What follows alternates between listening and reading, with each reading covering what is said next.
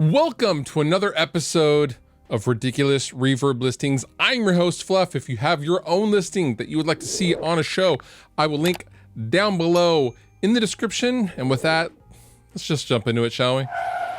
Jackson USA Custom Shop NAMM Rhodes Double Guitar 1 of 1. What? Are you supposed to wait? Does that even come apart? No, I don't think that even comes apart. So it's like it's a 6-string, obviously, and then a 10-string. So are you playing it and then do you like ZZ Top it and then flip it around? Is that the move? I can't tell, unless you're Michelangelo Badio. What? That's wild. That is proper ridiculous, I will say. How big is the case for this thing? I mean, it's a vibe. It's its own vibe for sure. But oof.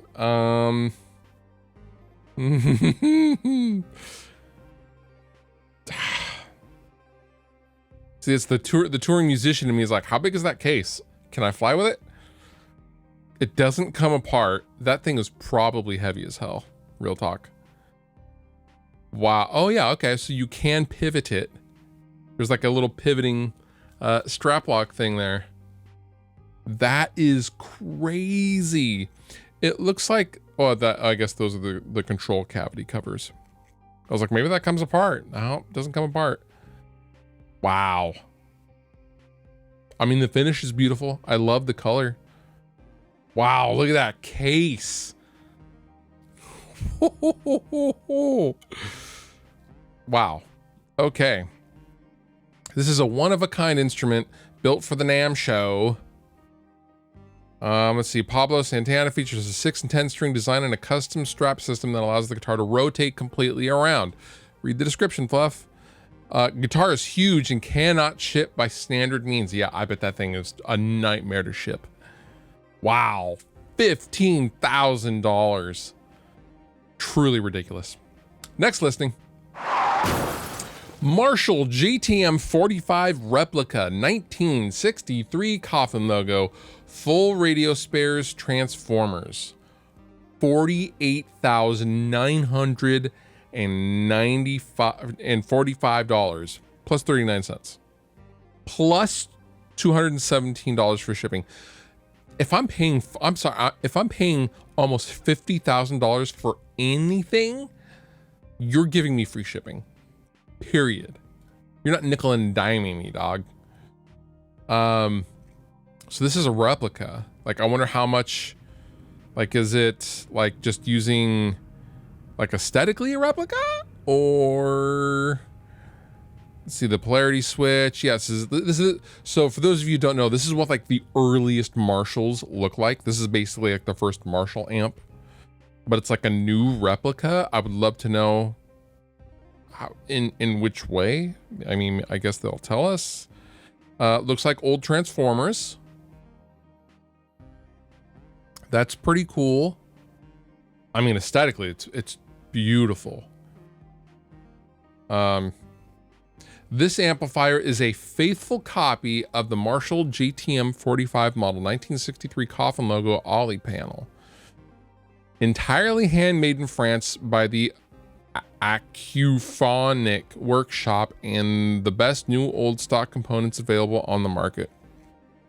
No compromise. Okay, so this is basically a copy amp using period correct parts, handmade in France.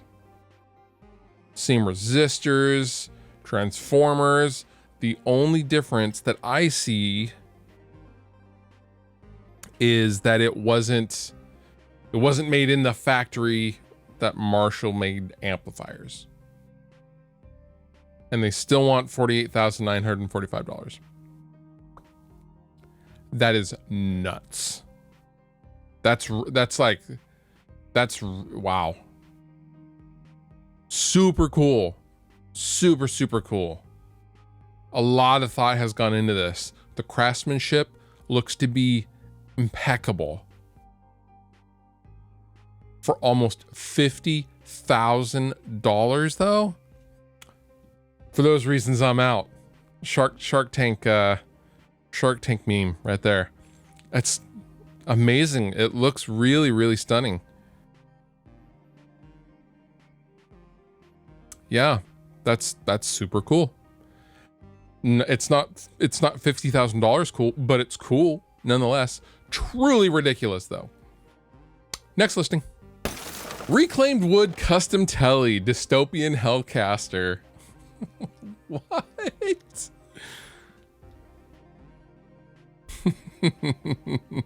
Okay, so first we found a piece of wood, then we shot it up, then we got a $99 neck, and then we put it on this body. Yeah, no, someone will buy it. Someone will buy it. Dude, trust me, dog. Someone's gonna buy this. Are you sure? Because this is like a ratty piece of wood. No, it's relict. It's naturally relict. It was in a house fire, and then I used it for a surfboard when we were out drinking Miller's last weekend. It's fine. Oh, that looks not. Oh, what is this? What is that? Is that like epoxy? Someone's dripped epoxy all over this thing. I mean, look at that neck joint. Yeah, dude, it's custom. That looks, oof, that looks not good. That looks, that doesn't look healthy. It looks like an old neck to me, aesthetically anyway. And it looks like, you ever meet someone whose head is too big for their body?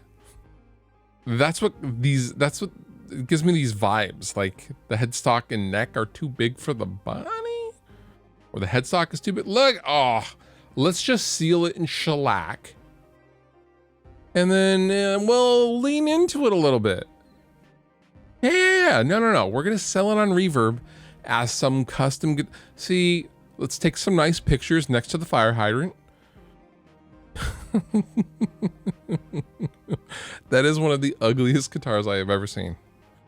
It looks like if you asked a child to draw their idea of a guitar with their not dominant hand. In my case, left-handed, with their eyes closed. There we go. That's what this looks like. I don't know what that is. Oh, just grinding away on it, dog. With bullets on the, oh boy.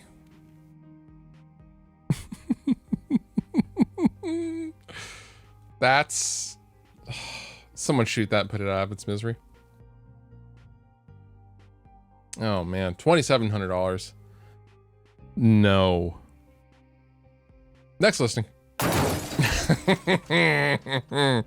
The bowl. You mess with the bowl, you're gonna get the horns.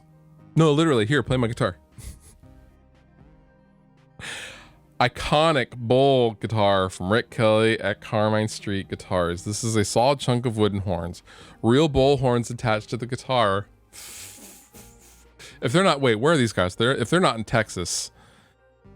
Okay, St. Louis, close enough. It's not close at all, but. Bridge pickup hums and is weak. Probably needs to be replaced. This is a playable work of art. Well, you just said the pickup doesn't work. Dude, oh, And they took a Burns neck, you know, the reissue Burns guitars with the scroll headstock, and just added horns to the side. I see you. Do not even play like you made that. Oh boy. Oh boy.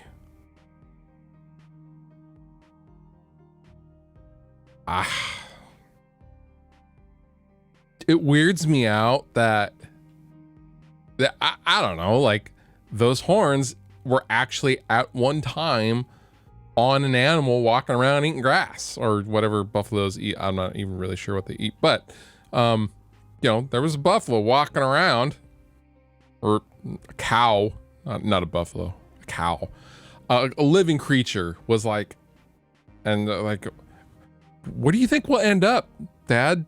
I don't know, son. You might end up as a guitar. Like this is like the worst Pixar movie I've ever seen. That's cracked. That's janky. I'm sorry. That is janky. I'm sorry, Missouri. That's a no for me. That's, nah, I'm just gonna walk away. Next listing. 1987, Paul Gilbert, Ibanez Ice Destroyer, pink.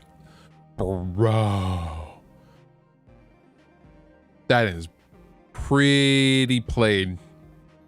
Was this his guitar? Oh. I think this was his guitar. It's signed by him. It has all the weird quirky stickers. That thing is pretty pounded. Yeah. I know this guitar. Yes, this is exactly what I was thinking of. Okay, so notice that at one time it had a Kaler. And now it's a fixed tail. You know what? All the better. It's been converted. Obviously. Right here. You know, whatever. It's cool.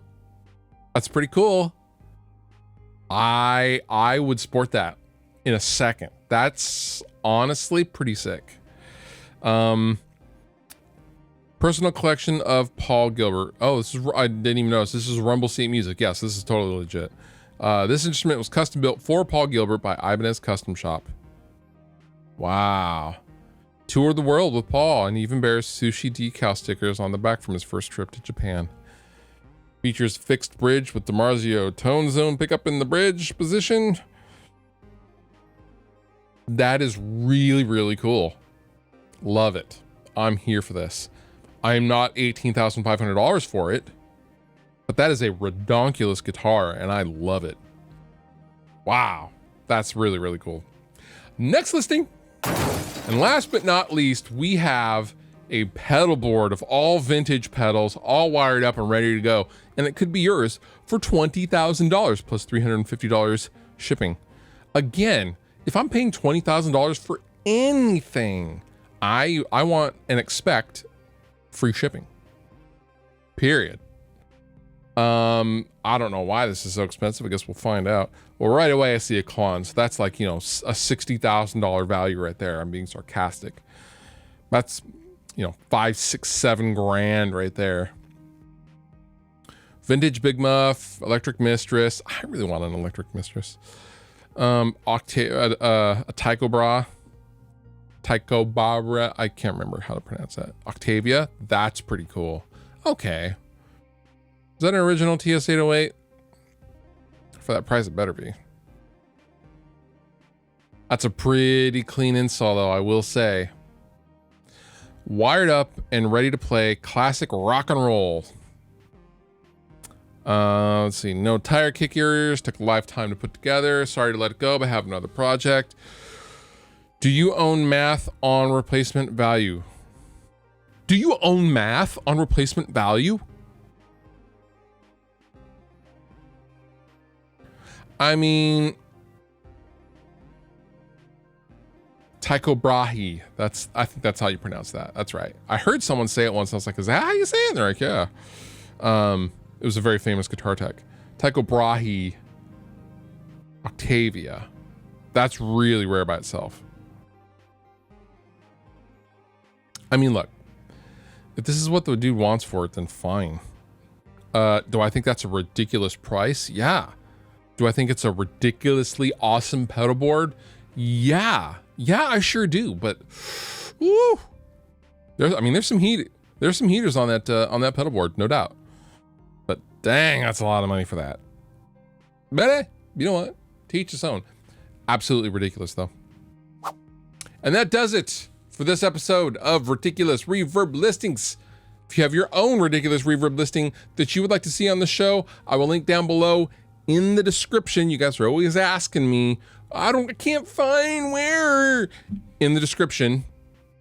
And with that, you've been wonderful. I have been Fluff. Thank you so much for watching, and I'll see you next time. If you liked the video you just watched, please consider subscribing. And if you want to further support me and what I do, consider using some of the affiliate links down below in the description of this video. Go on over to Sweetwater, buy yourself something, and help me out at the same time. It's a win-win for both of us.